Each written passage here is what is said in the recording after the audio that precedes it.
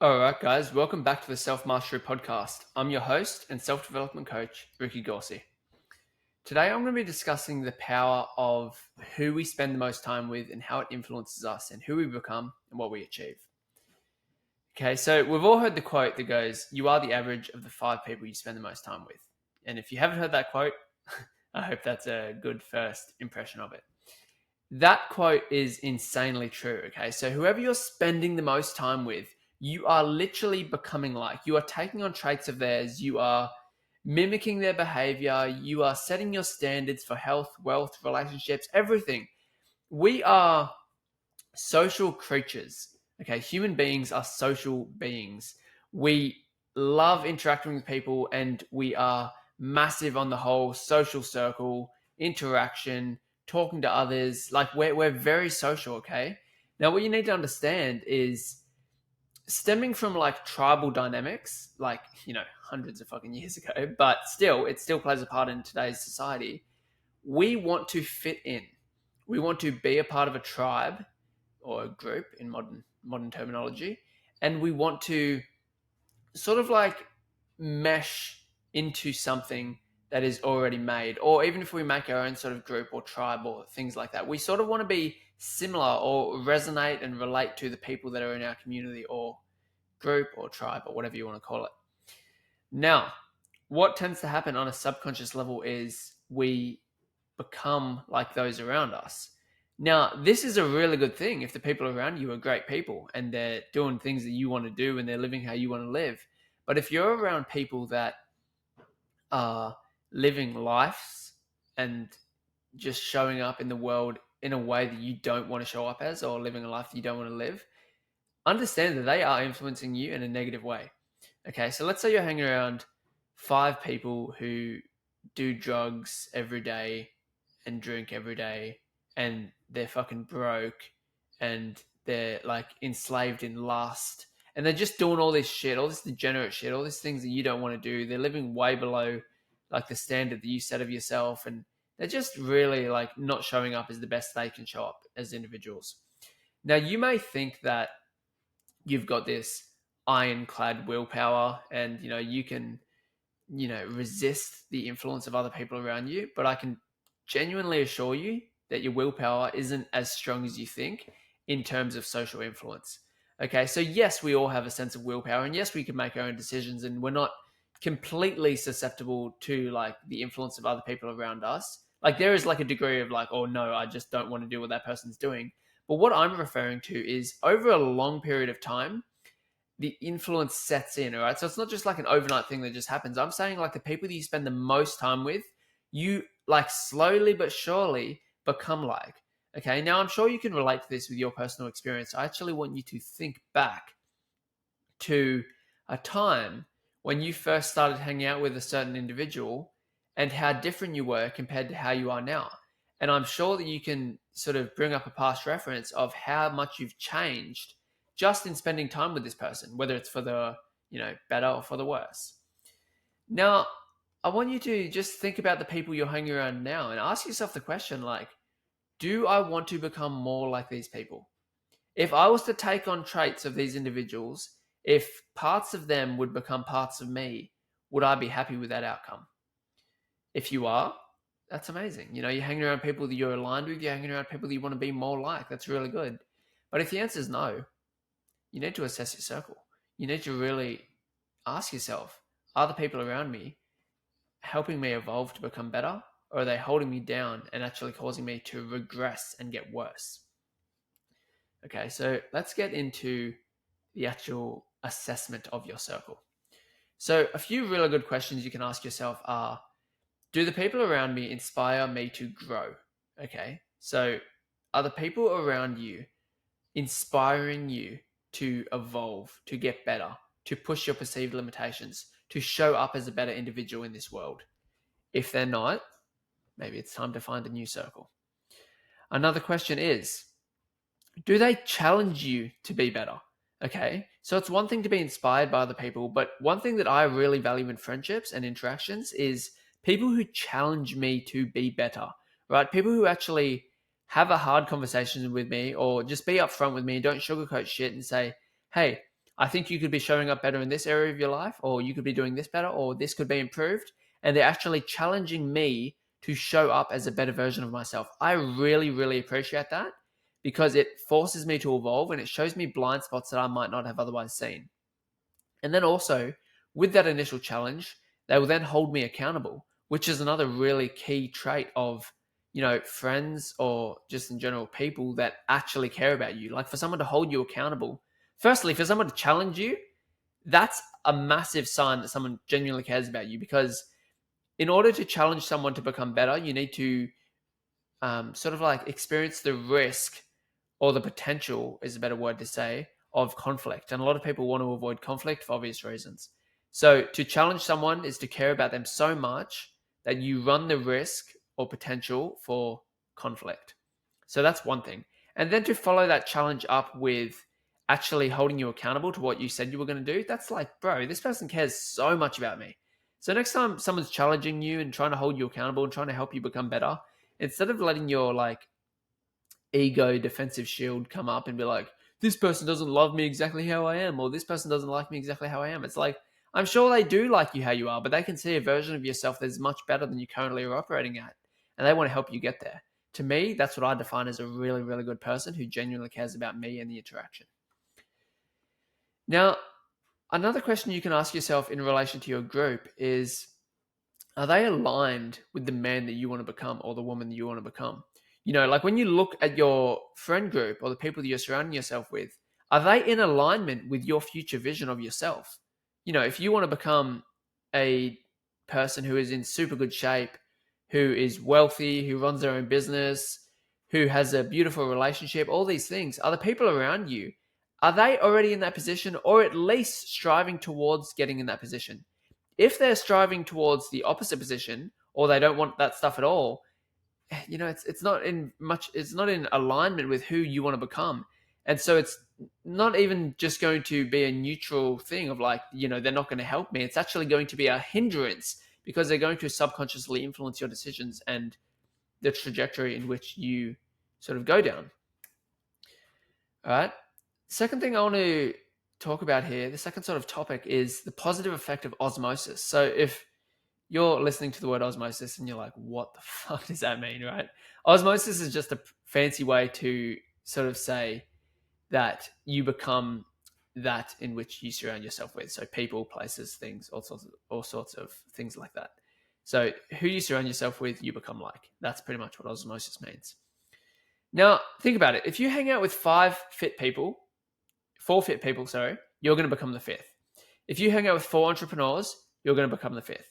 If you hang out with 4 men who are in committed, healthy relationships, you're more than likely going to become the fifth, because it's the underlying culture. It's the unspoken culture of these groups of what is deemed normal and acceptable. And again, tying it back to the whole tribal origins, we don't yet be unique, stand out, sure, but we don't want to stand out so much that we're going to be banished from the tribe, using old terminology and old ways, right? In the modern ways, it's like, if you're in such misalignment with your group, they don't resonate with you. They don't resonate with you anymore. They don't relate to you anymore. And so they will literally not want to hang around you. So if you're with people that are, going to the gym every day, eating clean every day, like in committed, healthy relationships, they're more than likely not going to want to hang out with the dude who fucking hates the gym, eats bullshit foods all the time, is enslaved in lust, and is just, feeding into hookup culture and not respecting themselves and all that shit. They're not going to want to be around that person. So it's going to force you to make a shift within yourself, because the pressure from the overall culture of the group causes that.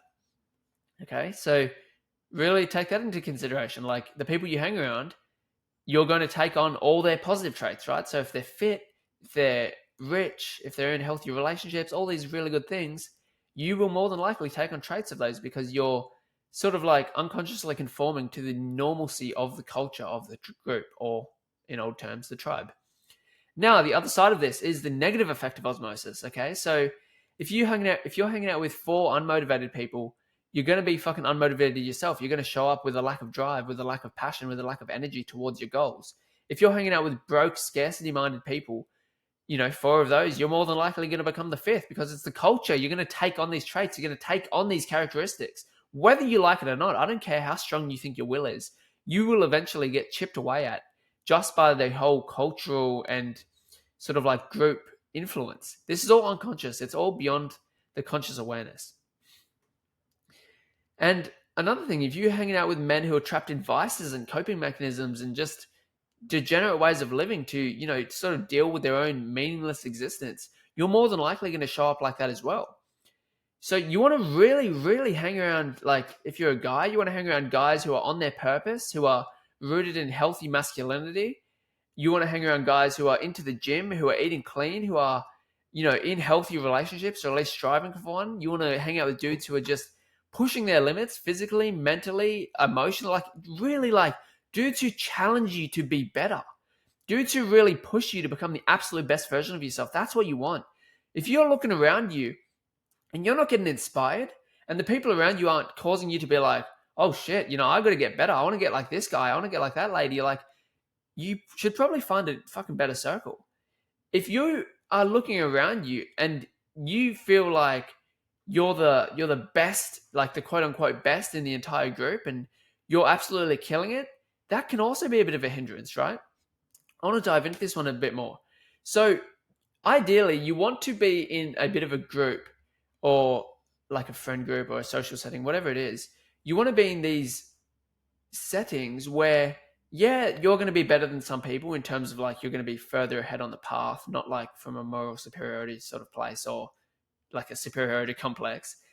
You want to be sort of like the middle dude, right? This is how I always like to say it. You want to be the dude who is like, you're along the path, you're in the path, but there are dudes in the group who are much further ahead than you, right? Now, these dudes who are further ahead than you, they're going to inspire you to be better. They're going to set the standard for what's possible, and they're going to allow you to evolve to that level. Because when you see someone else who's done it, you can also do it yourself. It sort of validates in your own mind that it's actually possible. Now, you also sort of want people below you as well. You want people who are a bit behind you on the path.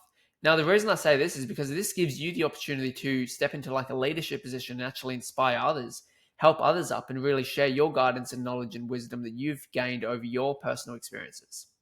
Okay, so I really like this concept, and that is, if the people around you are on the same level as you, they're your teammates. You two are going to work towards the desired outcome together.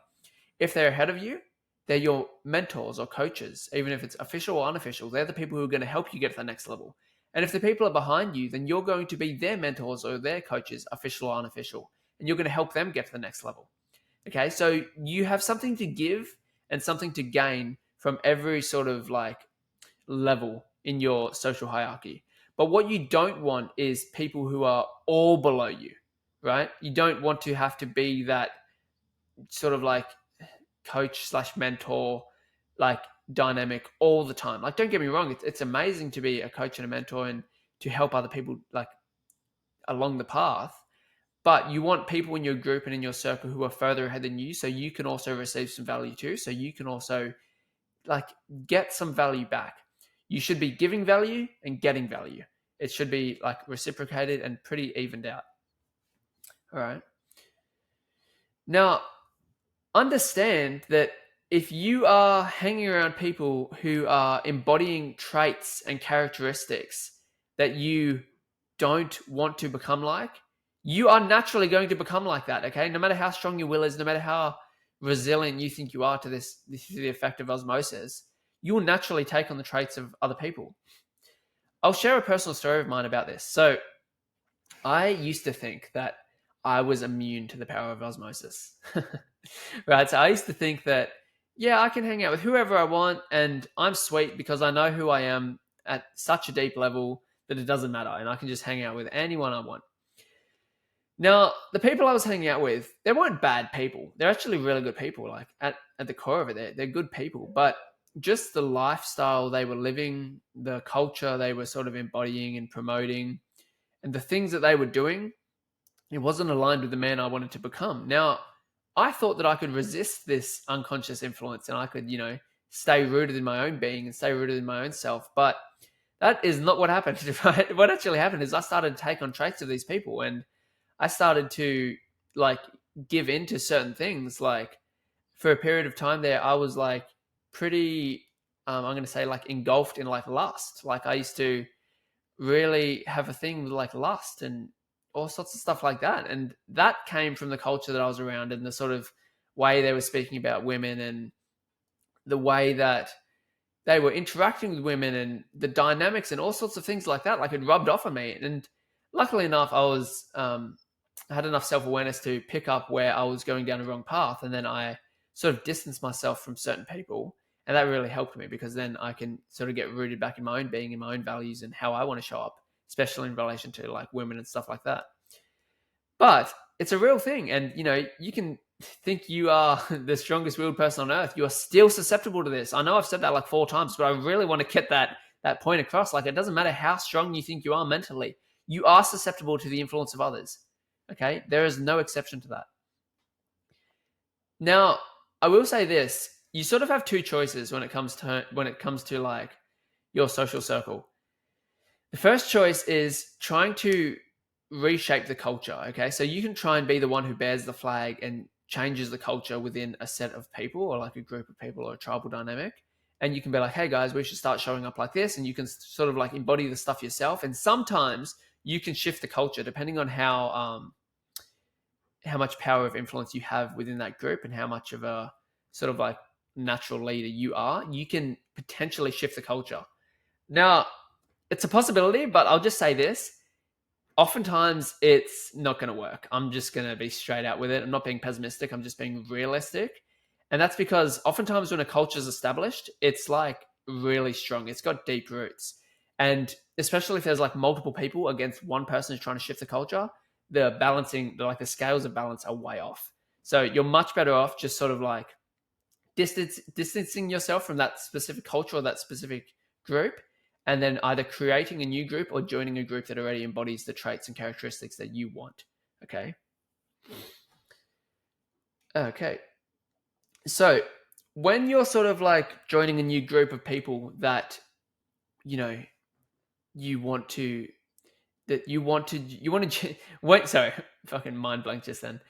When you are looking for a new group of people that you want to join, like a new tribal dynamic, a new friend group, whatever it is, you want to really look at the lifestyle they're living, the values they hold, the culture of the actual group itself, because you are going to embody all these things eventually. Okay, so look for things that you really want to become. So if you're a person who values health and fitness, look for fit people. If you're a person who values entrepreneurship and business, look for those sorts of people. If you're a person who values like long-term relationships and like monogamy and all that sort of stuff, look for people who are in long-term monogamous relationships. Like, it just makes sense. You're going to become like these people. Now, if you can find a group that embodies all your values and traits and characteristics in a desired sense, amazing. Like, get inside that group, get amongst it, become one of those people and really show up as one of them. And also bring value to the group too. Don't just be a taker. Like, give value. Really be a contributing member of that sort of like group or friend group. Okay, now if you can't find one, make one. Like, it's not just a case of like, oh no, I can't find any groups like that. Like, that's it. Make one. Like, you have the power to make one. For example, I probably, how long ago has it been now? The Self Mastery Society, my online men's self-development group, which is now transitioning to not just online. We're doing in-person activities and stuff like that. But how long? It's been open and active now for, I think it's about 14 weeks, right? So just over 3 months.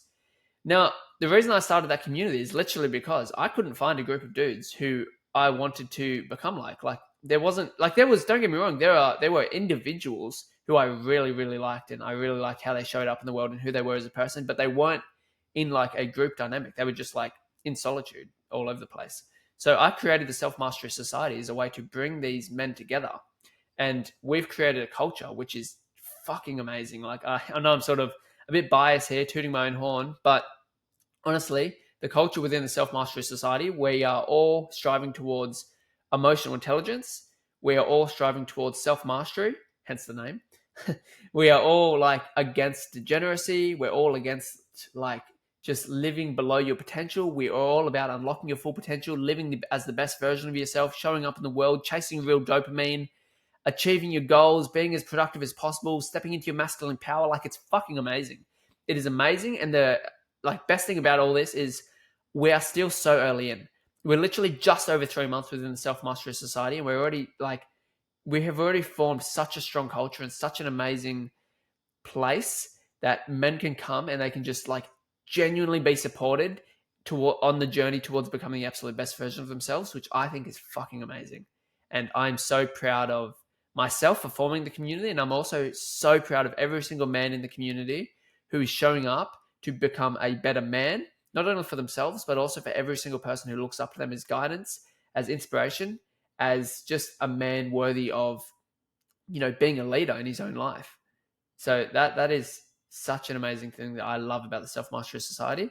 And I love that the men are showing up here, not only to become better for themselves, but also to become better fathers, better partners, better sons, just better in every area of their life. And every single interaction that they have in their life, after doing the work and really getting around some better energy and some better men, it's going to benefit. That's what I'm genuinely so passionate about this. But let me get off the tangent of the Self Mastery Society and let's get back into the topic. So I want you to assess the people that you spend the most time with. Really look around your circle. If you don't want to become them, if you don't want to take on the traits of them, if you don't want to embody the life that they're living and embody the person they're living, make a decision. You're either going to influence the circle. If you can do that, do that. Don't get me wrong. I am all about that. If you can influence the culture and change the sort of dudes around you to become better, and they want to do that, then do that by all means. But if you can't do that and you want to change and you want to grow and you want to sort of like break free of the social limitations that comes from being in a group structure that is like just living way below their potential, then you need to join a group or create a group. Okay, now let's focus on these two things. You can create a group. That's definitely a thing you can do. I did it. It takes a lot of work. I'm not going to lie. It especially like finding the structure of it and actually like finding the dudes, and it's a bit of a schmozzle to start off. What you can do is you can join a group as well. So if you want, you can reach out to me on Instagram, and my username is Ricky Gauci, so RICKY space GAUCI, and you can inquire about joining the Self Mastery Society. Just DM me the abbreviation SMS, and I'll know exactly what you're talking about. And then from here, I can basically show you what the Self Mastery Society is all about, what we're all about, what we do, what you get from being a part of this group. And yeah, if it's aligned with you and you're aligned with the group, and then we can sort of discuss how we get started in that. That's if you want to join a group. Now, if you want to start a group, start looking around for the dudes who are embodying what you want to become, and then sort of like work on establishing a group dynamic in that. It's not impossible. It's definitely not impossible. It's just, a fact of like how socially influenceable you are. Like, you want to be able to bring people together and really form like a group dynamic, because you got to understand that in order to form a group and to form a new group dynamic, it's like certain people mix well, certain people don't. There's underlying things you need to understand, right? Like things like power dynamics, things like compatibility, things like shared values, like the culture of the group. It's actually a bit of a procedure. There's a bit of a process to it. Like, for example, when someone wants to join the Self Mastery Society, it's not just like anyone can join. You need to fit a certain criteria. And the reason I do that isn't because I want to deny some men access to the community. It's just because I need to keep the community and the group and the overall culture at a certain standard. And in order to do that, I need to be a little bit picky with who I let in or, don't let in. And it hasn't necessarily got to do with where the men are at now. It's more so where they want to be, right? If they want to become better and they want to grow and they genuinely value growth and they're ready to grow, then it's like, yeah, let's do it. You want to grow. I don't really care where you're at now, but as long as you want to grow and you want to get better, you are aligned with the group's culture of growth. But if like you don't give a fuck about growth and you're not going to show up and you don't really care, then it's like, no, I don't really want you in the group, because you will infect the group dynamic. That's the thing too. When creating a group, you need to understand that the group sort of like energy and the group culture, it can be infected, and it only takes one person, one quote unquote bad apple, to infect that culture. You can have 10 dudes who are all about growth and, prosperity and evolution, all this stuff. But if one person comes in there and is hedonistic and lazy and all these sorts of things, it can rub off on people really quickly. So you, as the sort of like not going to say the leader because it's not coming from a place of superiority. You're sort of just like the organizer. But you as that person, you need to be wary of that. Okay. So do that if you want to make your own group, or if you want to join a group that's already established and it's already pumping and has really high standards for every man in there, DM me SMS on Ricky Gossi at Instagram and we can potentially get you in our group. All right, guys, I want to finish with a quote, and that is, your circle shapes your future. Choose wisely. Okay. Do not underestimate the power of the people you hang around. Really take it serious. Don't just turn this podcast off and go back and hang out with your degenerate mates. Fucking do something. Do something with this information and really take action. I want you guys to take action with these podcasts. It's not just a thing you listen to get that like dopamine of like, yeah, I'm improving. It's like, no, you're actually not improving. You're just listening to a podcast. Go and do something with this information. Do the work. That's where you're going to improve. Listening is going to improve your mindset and, you know, your perception of things. But the actual improving and that element of like actually taking action, that's where you're going to reap the most rewards. Okay. So thank you guys for listening. And I really appreciate you guys showing up and, you know, taking the time out of your day to listen to these self-development podcasts. I love making them. I hope you guys get a ton of value out of them. Now, if you guys are interested in working with me one-on-one or joining me in the Self-Mastery Society, just reach out to me at Ricky Gauci, RICKY, space GAUCI, and we can organize the whole structure of that, and I can run you through how everything works. Look forward to seeing you on the next episode, and have an amazing day or night whenever you listen to this. Yo!